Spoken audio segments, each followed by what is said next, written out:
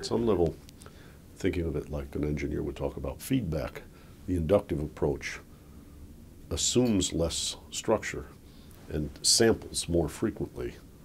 for course corrections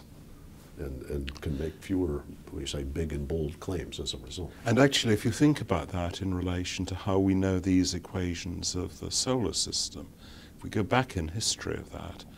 we had, as it were, the Greek philosophers and mathematicians and the Catholic Church who had essentially deduced the motion of the planets from their axioms that we were the center of the universe. And the way it got overturned was in the first instance by the mass of detailed astronomical observations which were made by Tycho Brahe, whose interest was simply entirely in accumulating data.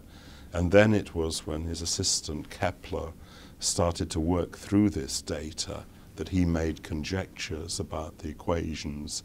that actually explained this data. And then, of course, as we all know, Galileo and others, made empirical experiments in the sky to see whether Kepler's equation predictions were right, and found they were verified. And I still treasure, I don't know if you've seen, there's a moment in Brecht's play Galileo in which the inquisitors refuse to look through Galileo's telescope on the grounds that the church has decreed that what he sees can't be there. And actually, if I think about the way some of the economists who believe in rational expectations have reacted